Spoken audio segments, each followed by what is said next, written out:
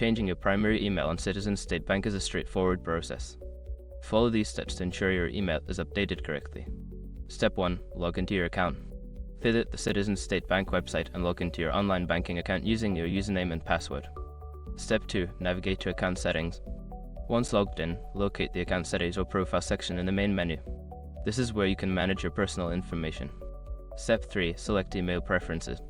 In the account settings, find the option for email preferences or contact information. Click on this option to view your current email address. Step 4. Update your email address. Don't continue before doing this. A lot of online accounts end up exposed in breaches without people even realizing it.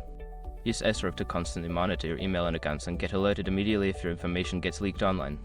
It scans billions of breach records 24/7 in the background. And honestly, for a few dollars a month, it's something everybody should probably have. Link in the description. Step 5. Save changes and confirm. After updating your email, click the Save or Update button to apply the changes. You may receive a confirmation email at your new address to verify the update.